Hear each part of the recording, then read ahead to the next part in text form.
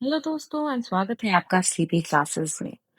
अब बहुत बार जो है हम सुनते रहते हैं कि यूपीएससी की किस तरह से प्रिपरेशन करें, कब क्या करें। स्पेशली जो बिगिनर्स होते हैं उनको ये कंफ्यूजन जो है कंटिन्यूअसली बना रहता है।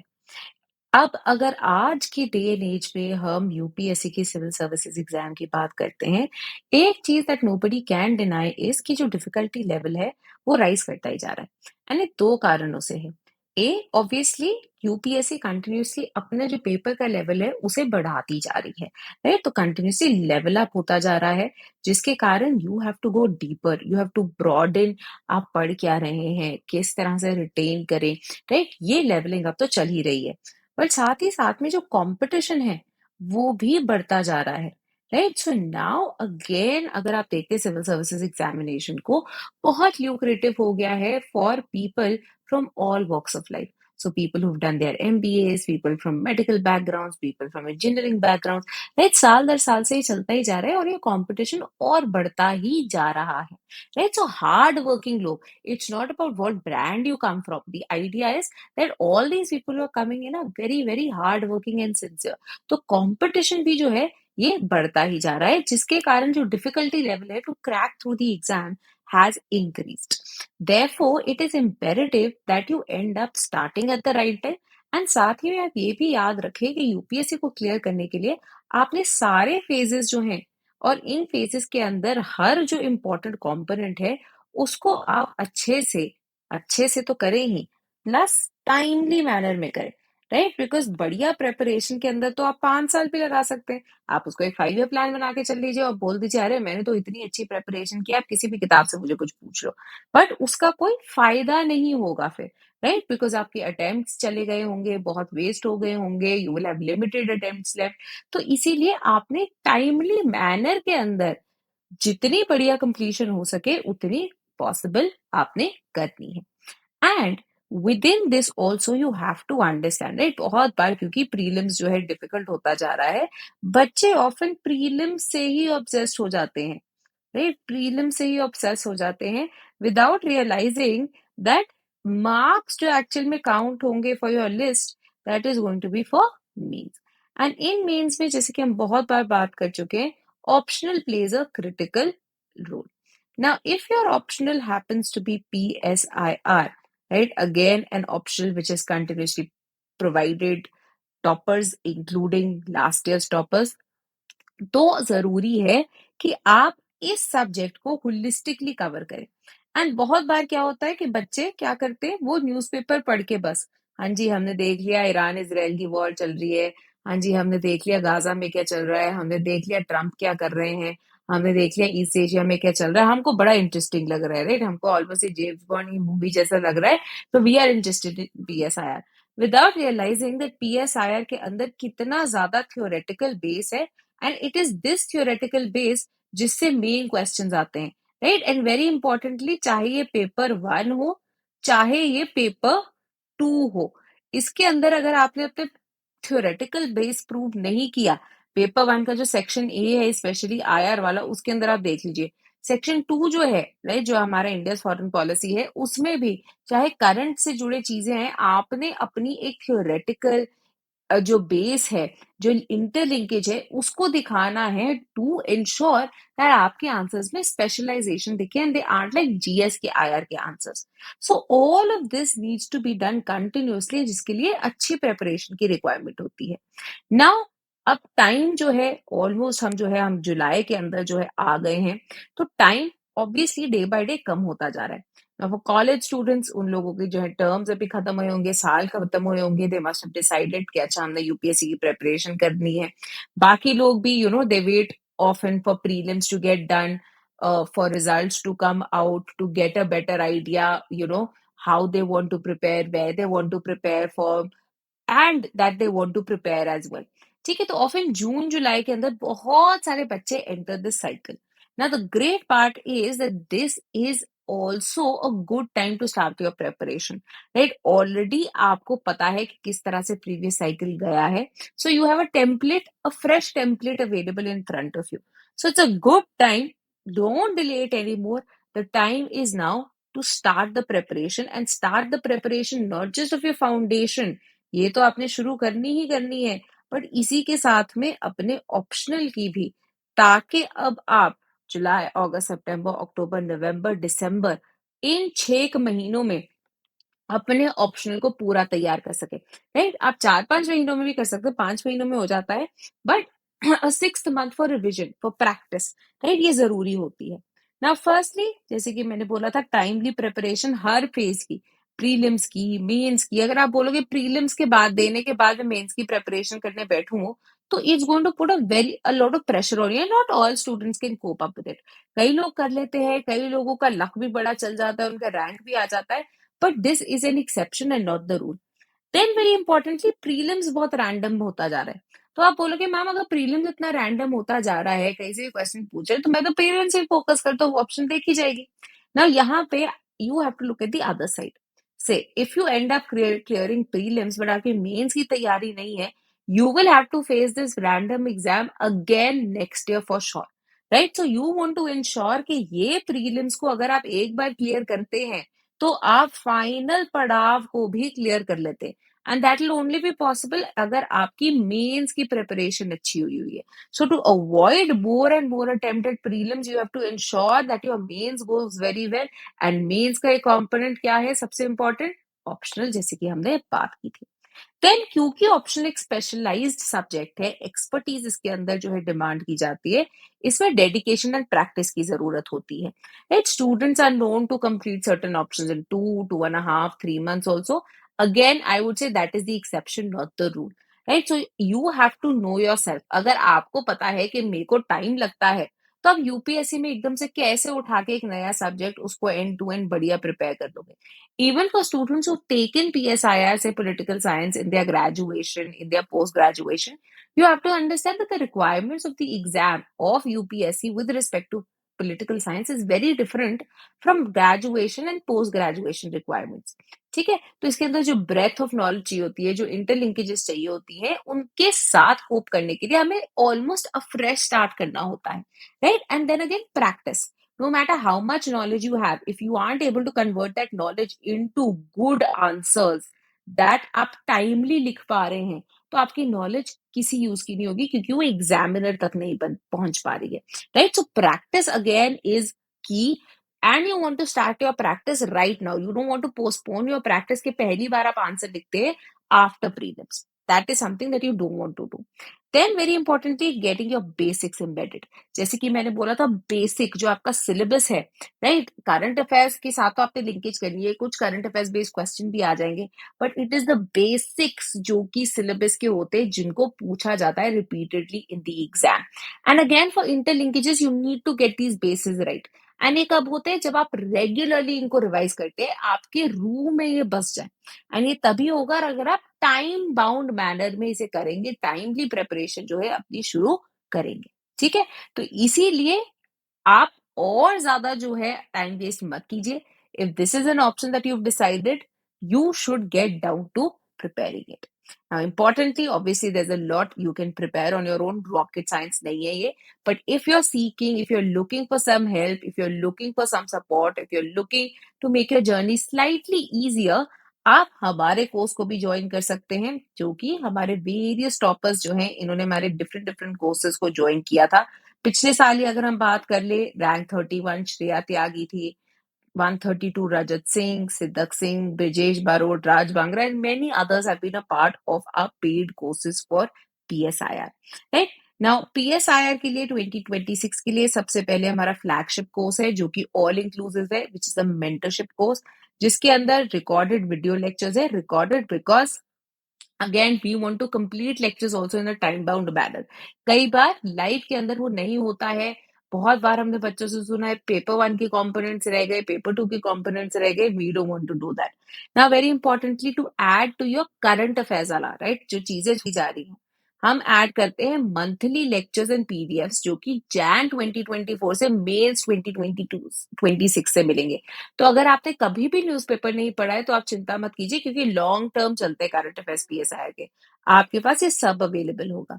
देन 1-to-1 मेंटरशिप अवेलेबल है via Telegram group, as well as with a selected officer, right. तो ये सिलेक्टेड ऑफिसर कैंडिडेट के साथ जो है आप 1-to-1 मेंटरशिप कर सकते हैं, राइट, बहुत जरूरी।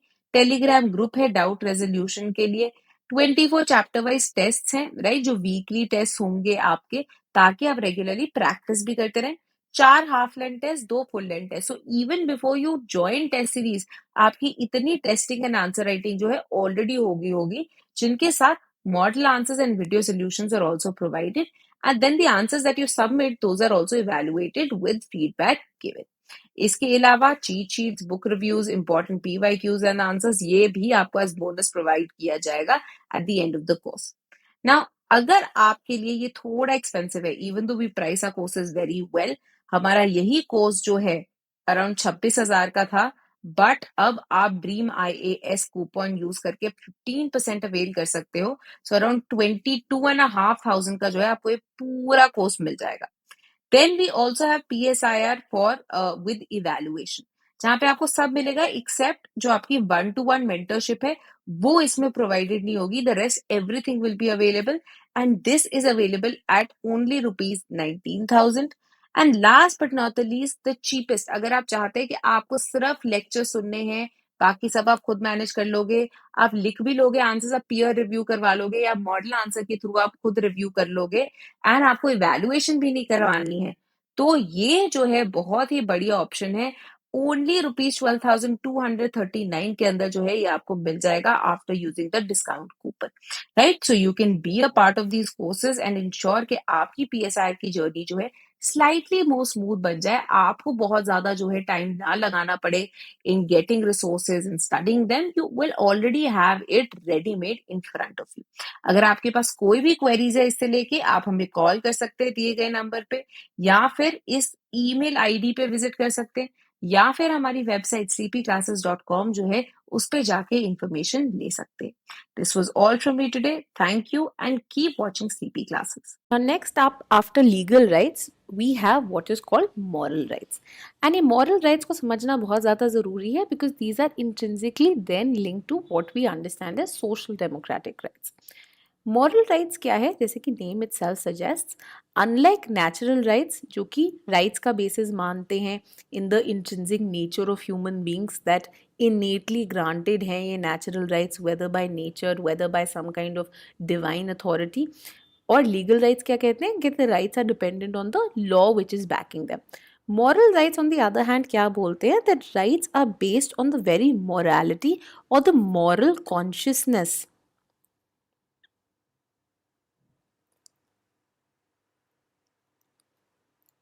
which is available in humans। ठीक है, अब ये तो बात हमने कर ही ली थी कि एक तरह से भगवान ने ह्यूमंस को एनिमल से डिफरेंट बनाया है, उनको रैशनैलिटी दी है, उनको इक्वालिटी दी है, और इम्पॉर्टेंटली हम एक जो बात कहते हैं कि कॉन्शियसनेस दी है। ठीक है, this consciousness is very important for this entire idea of human community coming up. हम कहते हैं ना कि अगर कोई फॉर एग्जाम्पल कोई नहीं है क्लास में और एक कोई बहुत अच्छी चीज़, कोई एक बहुत अच्छी पेंसिल या पेन जो है पड़ा हुआ है, आपको कब से चाहिए था बट आपके पेरेंट्स आपको खरीद के नहीं दे रहे थे, maybe it was too expensive, right. You are the first one to enter the class and कोई नहीं है, कहीं पे नहीं है, and you can comfortably go and pick up the pen, no one will know कि किसी ने चुराया, कि वो घूम गया। ठीक है, तो आपके ऊपर कोई भी डर नहीं है आपको कि आप पे किसी भी तरह का इल्ज़ाम लगेगा। ठीक है, तो you can comfortably go and pick up the pen and keep it with you, right. Now अब things are not that easy, है ना, थिंग्स आर दैट ईजी कि हाँ जी मैं बस जाके उठा के पॉकेट में डाल के चले जाऊँ। Why? Because we also say that human beings very importantly are bestowed with consciousness, right. हम बोलते हैं that innate spirit which tells us what is right, what is wrong. Why? Because that's what makes us humans। ठीक है, तो एक ये idea of morality, एक ये आइडिया ऑफ कॉन्शियसनेस हम में अंदर से ही इनग्रेन्ड है, which is a basic humanity. तो हम बोलते हैं ना, जैसे कि हमने पहले ही बात की, that humans should be able to live a humane life, right? कि सिर्फ दिन की 2 वक्त की रोटी मिल जाए, ठीक है, आपको थोड़ी बहुत जगह मिल जाए रहने की, will that be sufficient to lead a human life? No. We say a fulfilling human life can only be led जब मेरे पास अपॉर्चुनिटी हो to make certain choice, certain decisions with regard to how I see my life developing, so that I can pursue certain goals that I've set for myself, so that I can be happy, so that I can lead a life of dignity, right? So that other people also respect me and so on so forth. तो हम human life को जो है एक बहुत ही different life imagine करते हैं which is very different from an animal life. ठीक है, एनिमल्स क्या है, एनिमल्स घूम रहे होते हैं, उनकी मेन रिक्वायरमेंट्स क्या हैं कि बस खाया पिया हंट किया और that's how we naturally live, right? So reproduction, eating, sleeping, those are the very things that inform animal life. क्या human life can be reduced to animal life? No, absolutely not. ठीक है, so moral rights जो है emanate out of this moral consciousness जो कि humans के अंदर innately present है. ठीक है, and this moral consciousness is what gives rise to rights. ठीक है, अब यहाँ पे पहली थ्योरी जो कि दी जिसने वो है टी.एच. ग्रीन. पॉजिटिव लिबरलिज्म में हमने इनको पढ़ा हुआ है. टी.एच. ग्रीन ने क्या कहा कि देखिए कोई ऐसे ट्रांसेंडेंटल नेचुरल लॉ नहीं है जो कि स्टेट ऑफ नेचर में एग्जिस्ट करता था. This universal law which was given by God and even before the existence of the state it existed, which is applicable to everyone across space and time.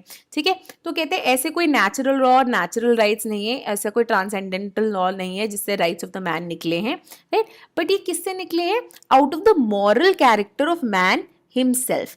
कि man intrinsically उनके अंदर जो एक moral consciousness है उसी का एक जो नेचुरल एक्सटेंशन है वो राइट्स होते हैं. हर इंडिविजुअल, नाउ ग्रीन सेज, उनको because of this moral consciousness that exist in me, वो मुझे पुश करता है to seek certain ideal objects, right? And the point is to be able to follow that moral consciousness. हम बहुत बार बात करते हैं ना कि वो कार्टून्स के अंदर आ जाता है. डोनाल्ड डक में अगर आपको याद हो, कभी भी कोई उसने डिफिकल्ट डिसीजंस लेना होता था तो एक तरफ एक वो एंजल जैसा डोनाल्ड डक आ जाता था तो दूसरी तरफ वो सेटन जैसा डोनाल्ड डक आ जाता था.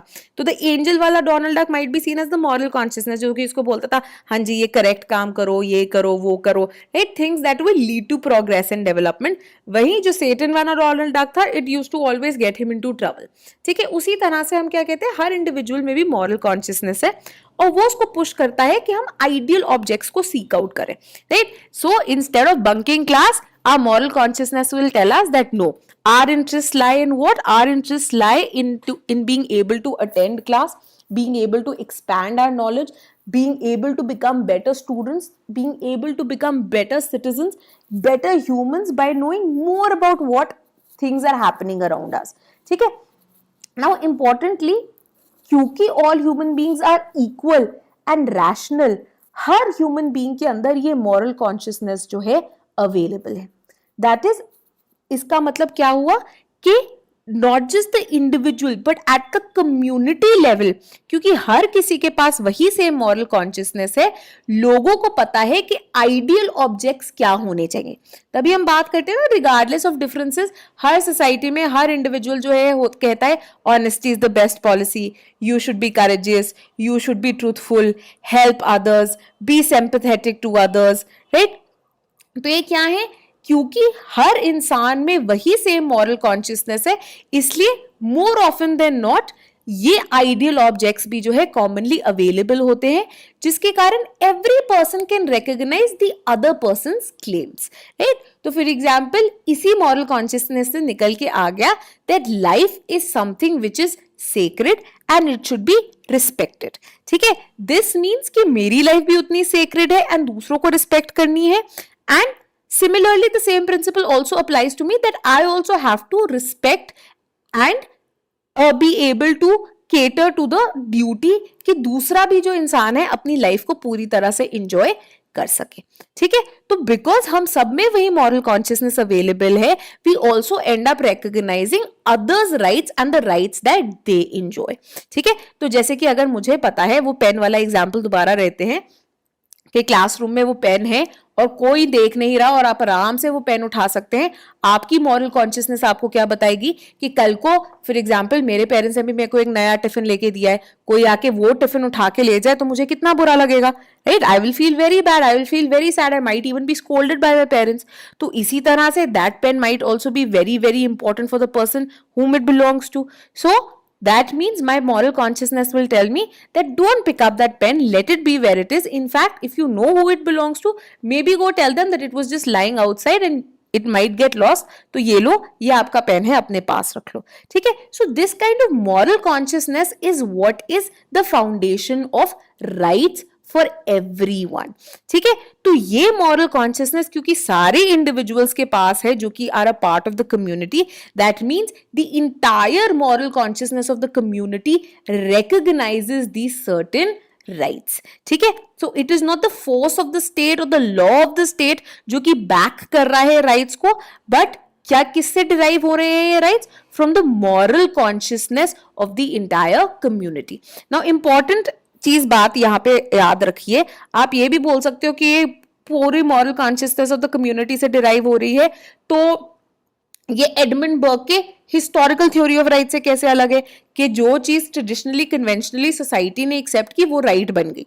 ये बहुत अलग है. जैसे कि मैंने आपको एग्जाम्पल दिया था कि सती देवदासी सिस्टम भी क्या थे? ट्रेडिशंस थे, कन्वेंशंस थे, बट अगर उनके राइट्स बन जाए कि हाँ they have the right to practice sati, क्या वो करेक्ट होगा? नहीं. और वो करेक्ट क्यों नहीं है? Because the moral consciousness of the community knows better that even though sati practice चल रही है बट मॉरली ये इनकरेक्ट है, ठीक है? तो इसीलिए मॉरली कॉन्शियस एक कॉन्शियसनेस जो कम्युनिटी की है, it is based on the idea of common good, it is based on the idea of ideal rights, not rights that exist in the real world, जैसे कि लास्की के साथ होता है. जैसे कि लास्की की लीगल थ्योरी ऑफ राइट्स है कि कई आपके legal rights which are backed by law are rights but they might not be just, they might not be correct. जैसे कि मैंने आपको बताया कि a woman who is raped, उस पर अडल्ट्री के चार्जेस भी लग गए. या at one time in India sati was legal, ठीक है? वो राइट की तरह भी क्लेम किया जा सकता था. तो ये क्या है? क्या वो करेक्ट हुआ? नहीं. Moral consciousness of the community will eventually tell you that this right is incorrect. What is the ideal right? The ideal right should in fact be that women should have the right कि मैं sacrifice ना की जाऊं on the सती, या फिर if I am raped, instead of my husband blaming me with more things, I should have the right to pursue my case and get the accused punished, ठीक है? तो ये चीजें जो है बहुत ज्यादा इंपॉर्टेंट है. ये जो है मॉरल राइट्स का बेसिस बन जाता है कि ये जो डिराइव की गई है, it's not backed by some law, it is not out of the force of the state, but it depends on the inherent moral consciousness of the individual and therefore the entire community. इसी के साथ साथ जो है एक और theory based on morality जहां पे मॉरल फाउंडेशंस ले डाउन की गई, was put forth by Ronald Dawkins as well, ठीक है? डॉकिंस की हमने थ्योरी ऑफ इक्वालिटी पढ़ी है. उन्होंने जो है मॉरल थ्योरी यूज की to develop two kinds of rights. उन्होंने बोला there are strong rights and then there are weak rights, ठीक है? स्ट्रॉन्ग राइट्स क्या होते हैं? Strong rights according to Dawkins means, जिसको हम कॉमन पार्लेंस में क्या बोलते हैं? राइट टू समथिंग, ठीक है? दिस इज व्हाट जो कि हॉफील्ड ने अपने एनालिसिस में बात की थी क्लेम राइट की, ठीक है? जरूरी नहीं है that it has to be backed by law. For example morally भी the right holder can say that I have a right to something and दूसरे इंसान पे ड्यूटी है to act in a certain manner towards me. For example caste system, आप imagine कीजिए caste system या right against protection from discrimination नाम की कोई राइट अवेलेबल ना हो इंडिया में. However caste system is something that is obviously very discriminatory, ठीक है? तो अब according to Dawkins what will be a strong right? A strong right will be something which is based on again the idea that I know what is correct, ठीक है? I know what is correct. So for example जैसे कि आप मानिए कि medieval India के अंदर due to Puranic Hinduism prevalent एक लॉ क्या था? That people could B discriminatory on the basis of caste. Now what will Dawkins say? Dawkins says this is incorrect. Why? Because आप किसी की इंडिविजुअल डिग्निटी, इंडिविजुअल रिस्पेक्ट को जो है आप हैम्पर कर रहे हो, आप उसको डिस्ट्रॉय कर रहे हो for the sake of what you believe is the happiness और the welfare of the majority, which might be the upper caste or middle caste members who are discriminating against the lower castes. Right? Now, what will he say? He will say that lower caste person enjoys this strong right wherein I have the right to be treated without discrimination with equal respect, and the others have this duty to not be discriminatory towards me and treat me with as much respect as they would treat any other member of belonging to say an upper caste. ठीक है, तो ये क्या है, इसको वो कहते हैं कि ये जो क्लेम राइट है, डॉकिंस कहते हैं ये एक स्ट्रॉन्ग राइट है. And even if the majority community thinks that जो हम कर रहे हैं वो करेक्ट है, but it is hampering the individual's dignity, it is hampering an individual's happiness, it is hampering his self respect, तो it is wrong on part of the community to exercise such a thing. Weak right on the other hand is something जिसको हम कहते हैं that a certain person has a right to do certain things, जिसको हम privilege या liberty बोलते हैं, that a certain person is morally free to do anything. किसी पे कोई corresponding duty नहीं है, but it is not wrong for a person to say go and move somewhere or settle in some area or practice a certain profession. किसी पे duty नहीं है कि अरे अगर किसी को डॉक्टर बनना है तो आप जाके उसको पढ़ाओ, नहीं, that person is free to pursue his or her own goals, his or her own life's vision as they want to. तो वो क्या है, वो लिबर्टी एंड प्रिविलेज वाला जो आइडिया हो गया जो होफील्ड ने सजेस्ट किया था, वो अकॉर्डिंग टू डवर्किन्स क्या है, it is a weak sense of right. ठीक है, वेरी इंपॉर्टेंटली वो कहते हैं ये जो आइडिया ऑफ राइट है, ठीक है, in the strong sense, the kind of strong right that Dworkins believes in, वो कहते हैं वो एक ऐसा ऑब्जेक्ट या इंटरेस्ट होता है जो कि प्रोटेक्ट किया गया है बाय अ ड्यूटी. ठीक है, और ये ड्यूटी जैसे कि मैंने आपको एग्जांपल दे दिया कि कास्ट सिस्टम जो है मिडीवल इंडिया में it was accepted, but the fact remains that it is something which is harming some individual, so the strong right will suggest that others have this duty to provide him equal respect and dignity and therefore not practice caste discrimination against a certain person. ठीक है, कि उनके interest को जो है protect करने की जरूरत है. Why? Because that is intrinsically good. A person should not be discriminated against, a person should not be considered a lesser human, a person should not be told कि अरे नहीं आप तो ब्रह्म की जो है पैरों से निकल के आए हैं और उनके पैरों की मिट्टी की धूल है और यू आर पोल्यूटेड, या फिर आपकी शैडो से ही मैं पोल्यूट हो जाऊंगा. That is intrinsically wrong. It is something which is morally wrong and should not be practised. ठीक है, तो ये जो है डवर्किन्स का व्यू आता है. And that is why Dworkins जो है कहते हैं इंडिविजुअल राइट्स क्या है, individual rights Dworkins believes are political trumps. हम खेलते हैं ना, अगर आपने ऊनो या कोई भी खेली होगी बचपन में, वो रेसलिंग वाले कार्ड्स आप लोग इकट्ठे करते होंगे, तो हम उसमें बोलते थे मेरे पास ट्रम्प कार्ड आ गया है. ठीक है, हम बोलते हैं ना मेरे पास ट्रम्प कार्ड आ गया. इसका मतलब क्या है कि आप कोई भी कार्ड डाल दो जो कि बहुत स्ट्रॉन्ग कार्ड हो, अगर मेरे पास वो ट्रम्प कार्ड है तो आपका कार्ड जो है मेरे पे वैलिड नहीं होगा. That trump card in some way rejects your card. It has a greater power than even your most powerful card.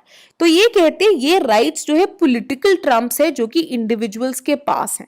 ठीक है, कि इसका मतलब ये है कि कोई भी कलेक्टिव गोल जो है एक जस्टिफिकेशन नहीं हो सकता फॉर डिनाइंग पीपल और इंडिविजुअल्स देयर राइट्स. तो जिस तरह से हम बोल सकते हैं ना कि ट्रेडिशनली या कन्वेंशनली सती या देवदासी सिस्टम चलते आ रहे हैं. In fact some people might even claim कि भाई हमारे रिलीजियस टेक्स्ट में बोला गया है कि ये सिस्टम्स हैं और ये सिस्टम्स चलने चाहिए. बट डवर्किन्स का क्या व्यू होगा कि you are at the end of the day for this idea of collective goal कि मैंने अपना रिलीजन प्रैक्टिस करना है. कॉस्ट किस कॉस्ट पे आ रहा है कि आप कुछ औरतों की जो राइट टू लिव है या the right to live freely है उसका उल्लंघन कर रहे हैं, और क्योंकि आप उसका उल्लंघन कर रहे हैं वो गलत बात है. तो उन औरतों का जो राइट है those are political terms which can be used against your argument कि ये मेरे रिलीजन के लिए जरूरी है. तो रिलीजन या कोई भी कलेक्टिव गुड या सोशल गुड या common good can not be a justification for injuring और causing loss to an individual. ठीक है, तो डवर्किन्स का जो है ये मानना है. नाउ वेरी इंपॉर्टेंटली इसी मॉरल राइट से जो है हम बात करते हैं कि सोशल डेमोक्रेटिक राइट्स भी जो है इसी से निकल के आए हैं. अब सोशल डेमोक्रेटिक राइट्स के साथ सबसे इंपॉर्टेंटली जिस स्कॉलर को एसोसिएट किया जाता है दैट इज हैरल्ड लास्की. ठीक है, हैरल्ड लास्की, जिन्होंने लीगल राइट्स की थ्योरी को बहुत ज्यादा क्रिटिसाइज किया। हैरल्ड लास्की अब क्या करते हैं, वो कहते हैं कि ठीक है, राइट्स बहुत ज्यादा जरूरी है, and very importantly not just an empirical और factual theory of rights, but you also need to base your theory on rights on moral foundations. Why? So as to ensure कि आपकी जो राइट्स हैं those are just and they ensure human dignity and progress. तो बहुत जरूरी है कि ये राइट्स बस हम अंधे होके ये ना बोले कि लॉ की बैकिंग है तो बस बहुत है, राइट?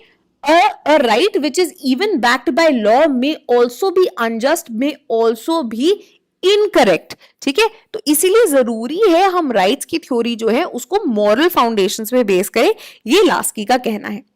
लास्की इंपॉर्टेंटली ये भी कहते हैं दैट अनलाइक बेंथम, जिनका मानना है that what are rights, rights are creatures by law, and law कौन बनाता है? स्टेट बनाता है। वो बोलते नहीं, ये गलत व्यू है that rights were not prior to the state and rights are only created by the state. On the other hand he believe that rights are superior to the state. क्यों? Because unlike जो आपके Bentham है, जो कि एक simply factual theory दे देते हैं, Laski कहते हैं that by analyzing the content of the rights provided, you can actually judge the state itself. अगर कोई स्टेट राइट्स प्रोवाइड ही नहीं करता, देता ही नहीं है, किसी भी नेचर में स्टेट को किसी को राइट्स ही नहीं देता है, तो हमें क्या पता लग जाएगा? वो एक अथॉरिटेरियन स्टेट है। या फिर अगर हम देखते हैं कि कोई स्टेट जो है सिर्फ से एक मेजॉरिटी रिलीजियस कम्युनिटी को राइट्स देता है और माइनॉरिटी को कंप्लीटली डिप्राइव कर देता है, तो we will know that state is a theocracy. ठीक है? तो इस तरह से हमें पता लग जाता है कि एक स्टेट के को जज करने के लिए हमारे पास एक यार्डस्टिक आ जाती है, हाउ गुड और bad a state is, how just और unjust a state is, by analysing the content of the rights, by analysing the standard of rights that are provided by the state. ठीक है? तो इसीलिए क्या है, rights जो है become superior to the state itself, because the state has to live up to the rights, कि हम ऐसे राइट्स प्रोवाइड करें जिससे लोगों को भी पता लगे कि हम एक अच्छा स्टेट है। तो इसीलिए वेरी फेमसली लास्की की एक स्टेटमेंट जो कि बहुत फेमस है is that he says every state is known by the rights that it maintains. ठीक है? कि जो अगर आप उनके जो राइट्स है उसके कंटेंट को एनालाइज करके whether even rights are given by the state और नॉट, उसके बारे में जान के जो है आप ये पता कर सकते हैं कि किस तरह का स्टेट ये है, क्या ये अथॉरिटेरियन है, क्या ये डिक्टेटोरियल है, क्या ये डेमोक्रेटिक है, क्या ये थियोक्रेटिक है, क्या ये सेक्युलर है। उस सब के थ्रू जो है you will get to know much more about the state. Very importantly, another thing that Lasky was very critical of was both liberal capitalist as well as socialist communist systems. Laski का मानना था दोनों ही जो systems है बहुत ही ज्यादा ideologically dense है और साथ ही में बहुत ही ज्यादा जो है कंजर्वेटिव है, in the sense nobody wants to change their opinions, they are both very stubborn. The liberal capitalist state wants to pursue the fact कि I am the best, and socialist communist state बोलना चाहता है कि हम भाई सबसे अच्छे हैं।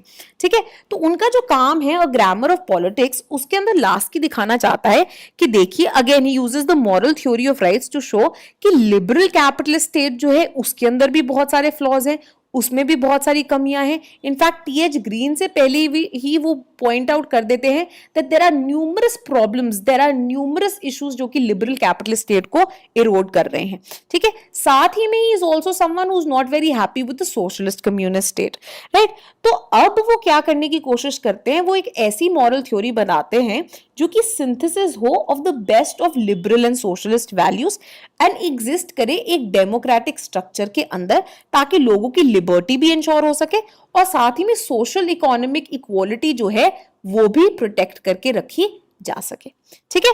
अब लास्की क्या कहते हैं, ऑब्वियसली जो आपका लिबरल कैपिटलिस्ट सिस्टम है उसके अंदर कितनी इनइक्वालिटीज हैं, there is a small number of group of people who are controlling the means of production, वो लोगों की एक्सप्लॉइटेशन कर रहे हैं. There is a top 1% which is enjoying huge salaries, huge dividends, huge profits, where is the majority of the population is languishing in poverty, is deprived of basic rights and so on so forth, right? So एक तरह से वो कहते हैं liberal capitalist state के अंदर सबसे बड़ी प्रॉब्लम क्या है कि जो सोशल एंड इकोनॉमिक इक्वालिटी के उन्होंने हमको ख्वाब दिखाए थे वो कभी भी ख्वाब फुलफिल नहीं हो पाए हैं. But at the same time, he says that the answer isn't going towards a Soviet type socialist or communist system. Why? Because that is even worse, क्योंकि वहां पे लिबर्टी जो कि कितनी एक जरूरी चीज है to ensure human dignity, which is one of the foundations of moral consciousness of human beings, उसको सप्रेस कर दिया जाता है. तो बोलते हैं कि दोनों ही सिस्टम्स जो हैं वो इनएडिक्वेट हैं.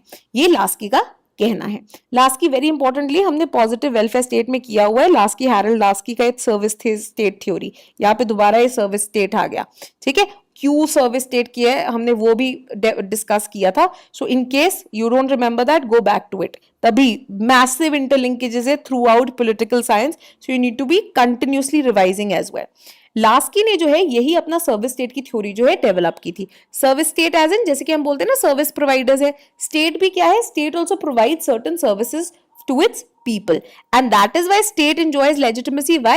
Because it is enjoying these services which are crucial for the progress and development and the dignity and respect, self respect of all these individuals. ठीक है, तो ये जो सर्विस स्टेट है इसका काम क्या है, राइट्स जो कि इंजॉय करते हैं, rights which are the basics of liberty, and social welfare जो कि social and economic equality provide करे, उन दोनों को बैलेंस में लाने का काम कौन करेगा, ये सर्विस स्टेट करेगा, लास्की का मानना था.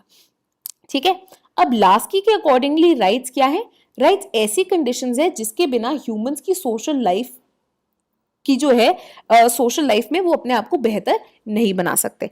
So the only way a man can be the best version of himself is through these rights. यहाँ पे आप जेएस मिल को भी याद कर सकते हैं.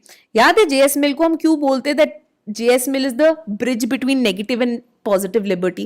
Because he says it is not enough to curb the power of the state. It is not enough to just tell human beings कि हाँ जी आपके पास freedom of choice available है, आप अपने हिसाब से जो है अपनी जिंदगी जीत सकते हैं, कोई physical या outside या external constraints नहीं होंगे.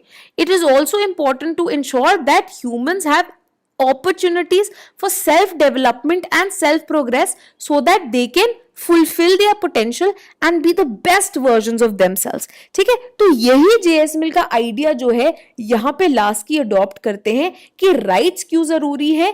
Rights are important. Why? Because without rights no person, no individual, no human being can fulfil their potential and be the best versions of themselves. ठीक है, तो हम कहते हैं इनकी थ्योरी की फिर 3 मेन इंप्लीकेशंस निकल के आती हैं. पहली चीज वो कहते हैं, वेरी इंपॉर्टेंटली यहाँ पे लास्की कम्युनिटी एंड स्टेट के अंदर डिस्टिंक्शन ड्रॉ करते हैं. ठीक है, वो कहते हैं कम्युनिटी अलग चीज है, स्टेट अलग चीज है. State is the entire formal apparatus which is backed by force etcetera. वो कहते हैं राइट्स क्या है, राइट्स है क्लेम्स इन अ सोसाइटी. अब आप इमेजिन करो कि मैं रॉबिन्सन क्रूजो हूं जो एक आइलैंड, एक रिमोट डेजर्टेड आइलैंड पे अकेली इंडिविजुअल हूं, and I say I enjoy rights, but I enjoy rights और दिस क्लेम्स अगेंस्ट हु, किसके अगेंस्ट मैं राइट्स एंजॉय करती हूं, right? I can say I have a right to life, but who is there who is harming my life, right? और I say I have the right to education, कौन मेरे को वो एजुकेशन की services provide कर रहा है? कोई और इंसान वहां पे है ही नहीं, वहां पे सोसाइटी ही नहीं है, वहां पे कोई और इंडिविजुअल ही नहीं है. ठीक है, तो वेरी इंपॉर्टेंटली लास्की बोलते हैं कि राइट्स ऐसे क्लेम्स है जो कि एक सोसाइटी के अंदर ही बनाए जाते हैं and they only have a meaning inside that society.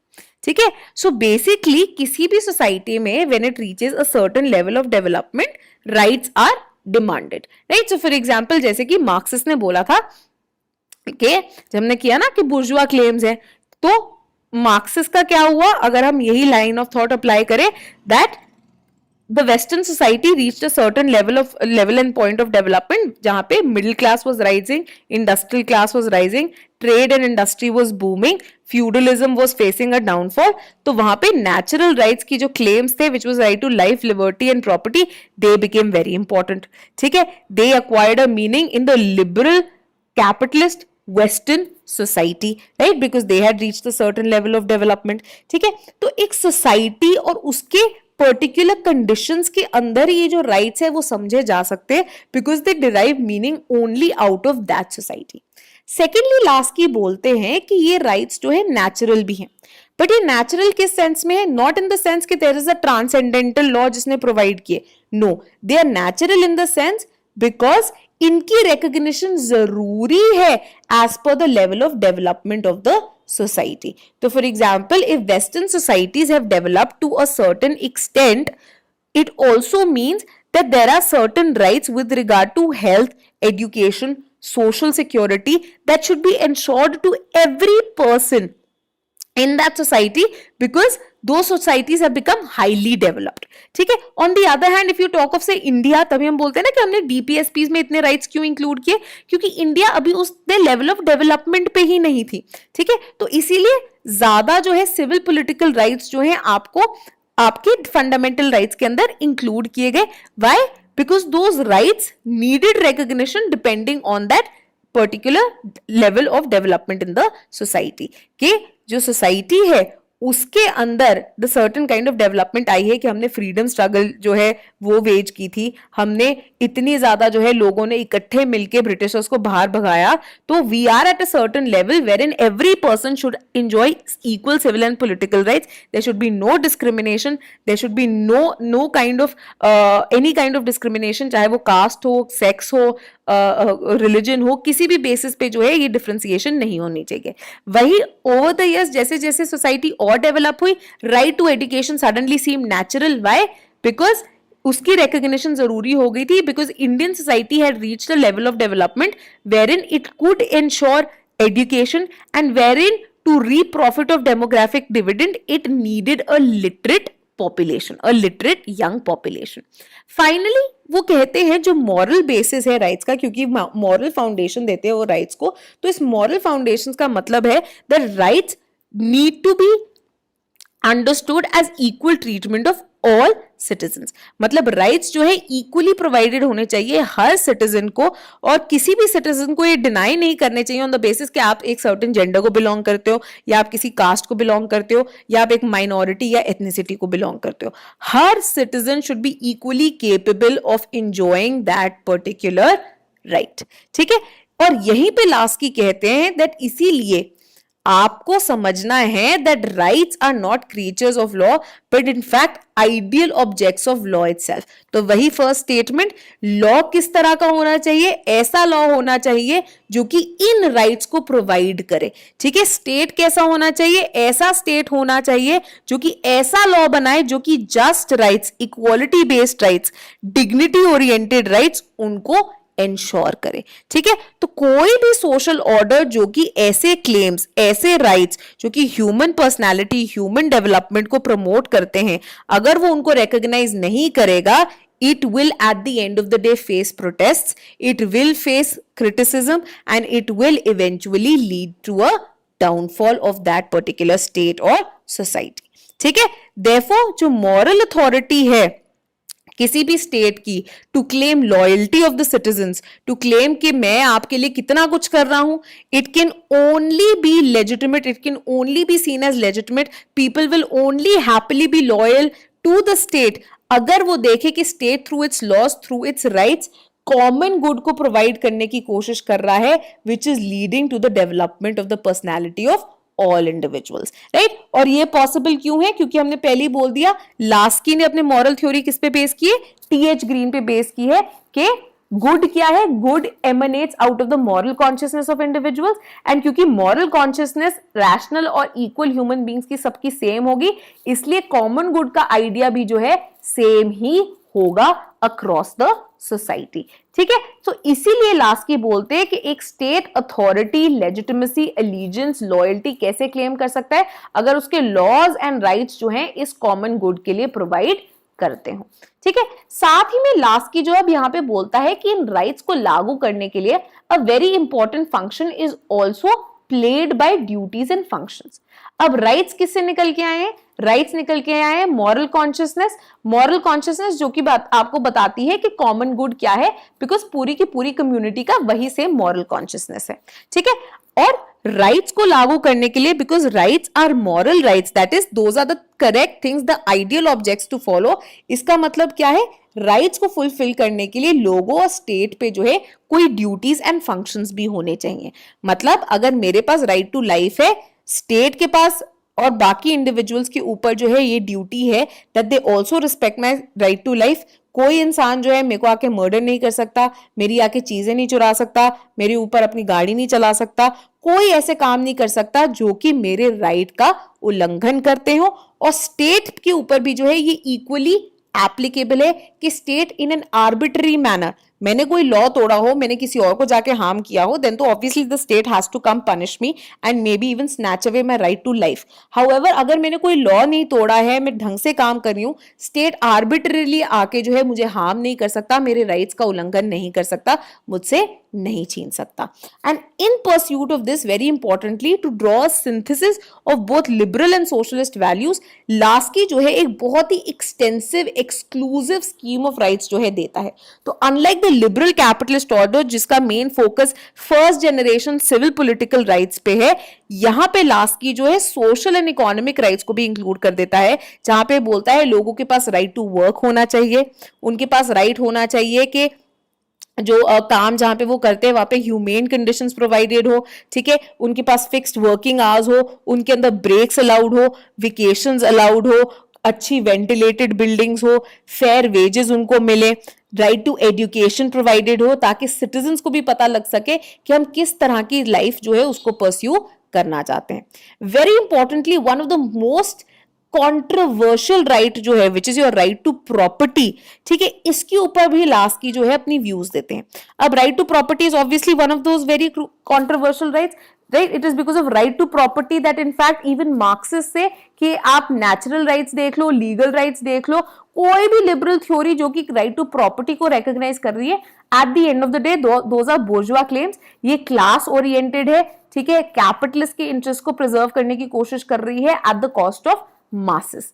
Now Laski ने बोला ये राइट टू प्रॉपर्टी जो है इसके कारण बहुत एक्सप्लॉइटेशन होती है, बहुत ऑपरेशन होती है, because the rich and up exploiting the poor. It leads to heightened inequality, it leads to heightened poverty, it leads to heightened deprivation and marginalization.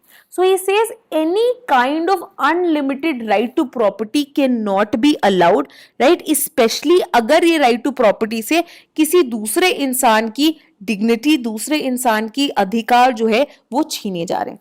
So he says right to property needs to be subordinated to the maintenance of common welfare. Now this is also something that आप लगा लीजिए Indian state कोशिश कर रहा था right after independence. This was one of the most debatable, most controversial things that the Indian state had to face. Why? क्योंकि उन्होंने right to property तो दे दिया था.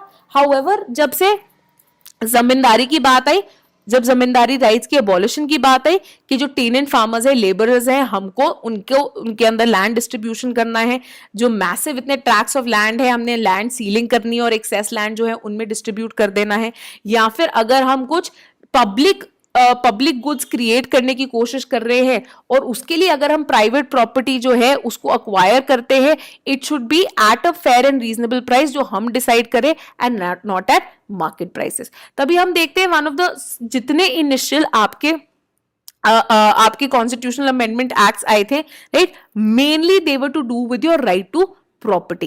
Schedule 9 also one of the main reasons for the insertion of Schedule 9. Schedule 9 आपको पता होगा, आपने polity में पढ़ा होगा. Schedule 9 क्या है?